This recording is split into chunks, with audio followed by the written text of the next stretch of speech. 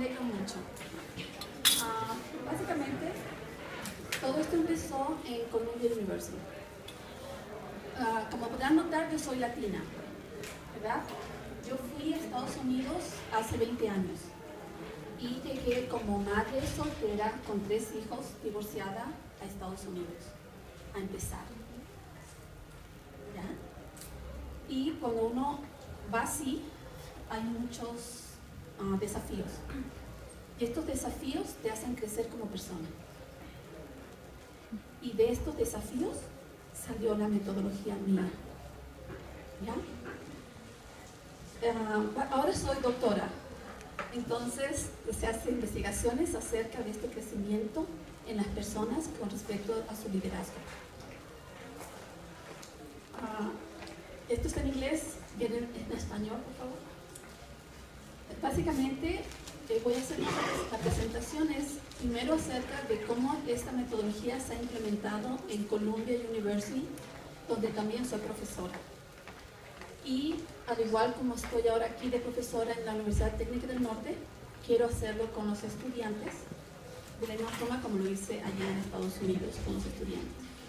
Mis estudiantes en Estados Unidos son estudiantes de doctorado y maestrías. Pero lo que se ha hecho con esta metodología, no importa si tienes doctorado o maestría, cualquier persona puede tener este tipo de desarrollo humano. Como les dije, la primera parte va a ser explicar rapidito qué fue lo que pasó.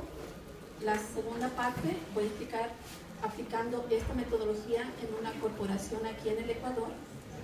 Y la tercera parte va a ser una persona hablando de su proceso mía. Esta se llama la Johari Window. Y esta es súper importante porque cuando fue creada para ayudarnos a poder desarrollar mejor nuestras relaciones. Entonces, como ustedes pueden observar, en el cuadro amarillo es lo que tú sabes y lo que yo sé. Entonces, tú me estás viendo a mí y soy una mujer y soy latina, ¿verdad? ¿Ya? Aquí viene lo otro, que vendría lo que los otros desconocen, que es como mi parte oculta, que yo lo sé, pero los demás no lo saben. Ponte que yo soy lesbiana, yo lo sé, pero ustedes no lo saben, ¿de acuerdo? Después viene aquello que los otros lo ven, pero uno no lo ve. ¿Les ha pasado cuando hay un amigo que cuando se reúnen siempre está hablando y no se da cuenta? Y dice, ay, él va a empezar otra vez y ese amigo no lo ve, pero todos los amigos lo ven, pero él no lo ve.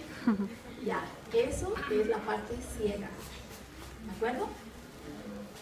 Esta parte, la pluma, la parte desconocida, esa es la parte más importante, según yo, porque esa parte ni tú lo ves, ni los otros lo ven. Y lo peor de todo es que como no lo vemos, no lo podemos cambiar. Los otros tampoco lo ven, así que tampoco lo podemos cambiar. Peor aún, en neurociencias se ha descubierto que del 95 al 98% de nuestras acciones no las vemos. Y aquí estamos todos nosotros actuando como que sabemos qué estamos haciendo. Pero no lo vemos. Entonces, lo que hace esta metodología es ayudar a las personas a observar estas conductas de autosabotaje que tenemos, que no las vemos. ¿De acuerdo? Por favor, sigue. Pensamos que el cambio es difícil, especialmente cuando somos adultos, porque tenemos modelos mentales y estos modelos mentales son los que rigen quiénes somos. Y cuando lo hacen, no nos damos cuenta, simplemente no lo rigen y no lo vemos. Entonces, mía fue una metodología que yo diseñé, fue mi disertación. Fueron 6 años donde se hizo la investigación con 3 grupos en Ecuador en Europa, en Noruega y en Columbia University en Nueva York. Y todos ellos pudieron ver sus conductas.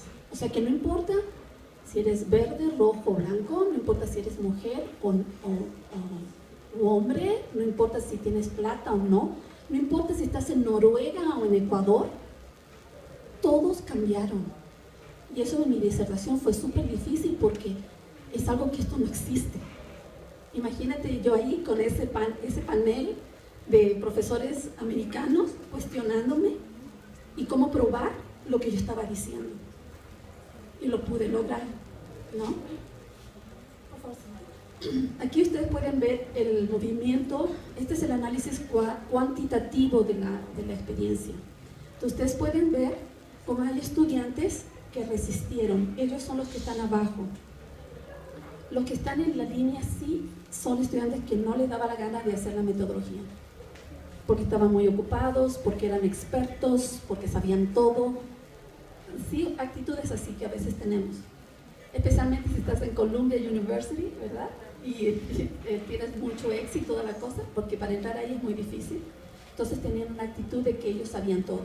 Entonces de este grupo 2 no querían hacerlo. Entonces tú puedes ver que están en la parte de abajo, y esa parte de abajo muestra que están en las emociones negativas, que están estresados, corre, haciendo aquí, haciendo por allá, que son exitosos, pero sus vidas no están bien, pero supuestamente ellos no lo ven que no están bien, ¿no?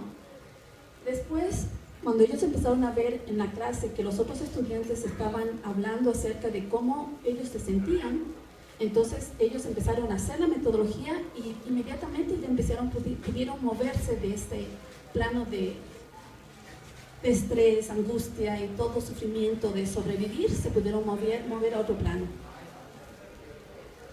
Básicamente la metodología usamos algo que se llama fenomenología, porque lo que pasa es que cuando hacemos los estudios y decimos esto va a ser así, así, así, así, ¿qué pasa? No pasa nada, porque nunca no va a pasar lo que uno cree, siempre va a pasar algo y no pasa nada. En cambio, con esta metodología entramos a la investigación y empezamos a observar qué es lo que pasa. Entonces lo que pasa emerge. Nunca es increíble cuando aparecen las cosas, aparecen las soluciones, se puede decir, y es algo que nunca te imaginaste.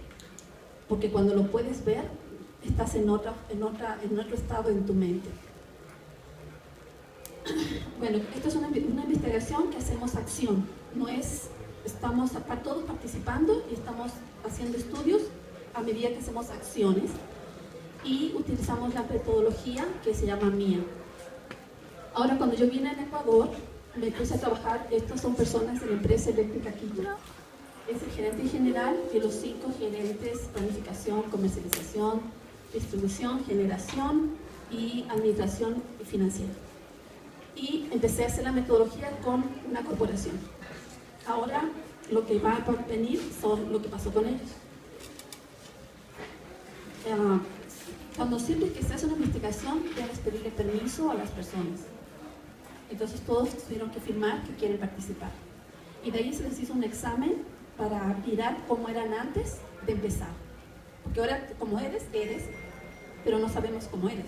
Entonces en ese examen estamos mirando que tengas cuál es tu nivel de liderazgo, porque hay diferentes tipos de liderazgo, y cuál es tu nivel de estrés. Y basados en eso, sabemos cómo empezaste. Después siguen en el proceso, por favor, sigue. Y cuando siguen en el proceso, y hablan de vulnerabilidad, por ejemplo, este costo de liderazgo. Debo decir, yo fui entrenada para trabajar con corporaciones.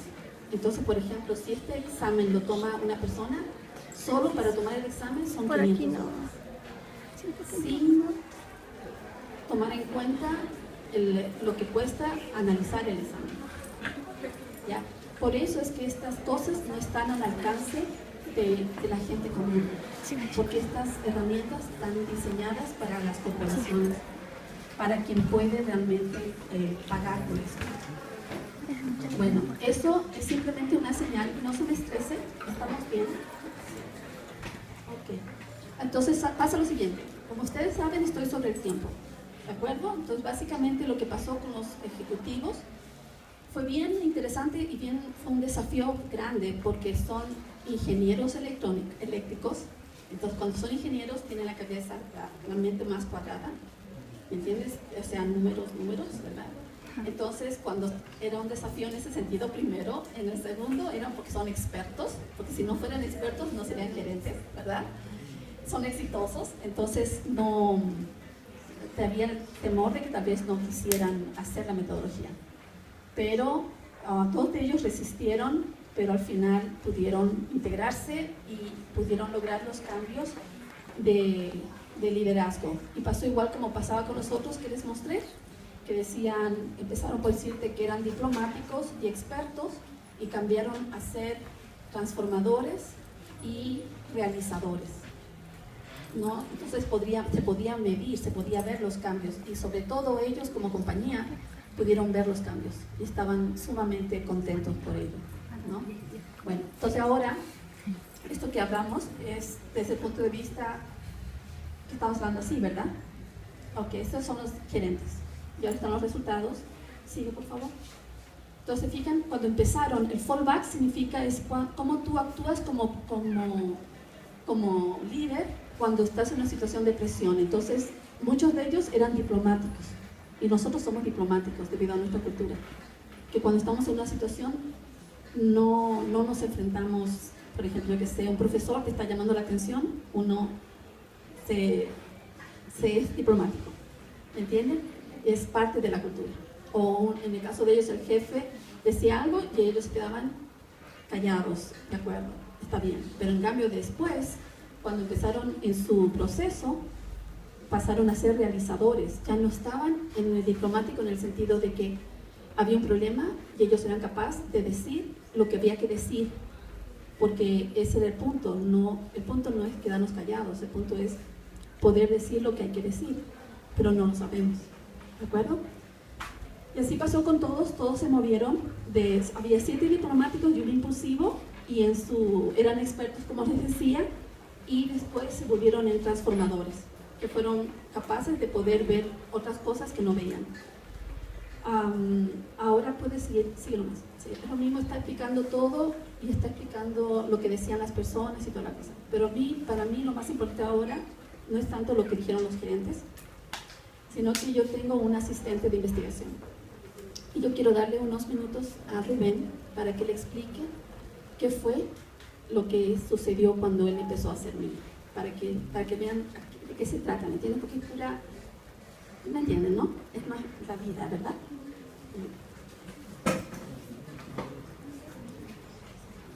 Buenos días. Primero quiero pedirles un aplauso para la doctora.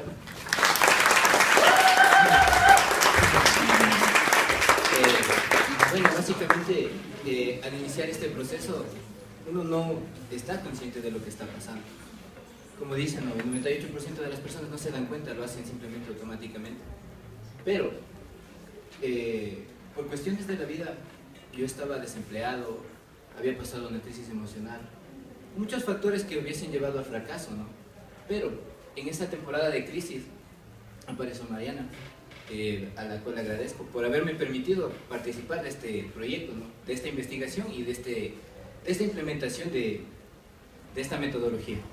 Bueno, básicamente cuando yo inicié no veía lo que estaba haciendo, ni siquiera estaba consciente de muchas cosas que estaban pasando, porque uno empieza a identificar aquí que uno se está saboteando, uno mismo, o sea, ni siquiera el resto te dice no puedes, sino que tú mismo con tu mente te estás saboteando.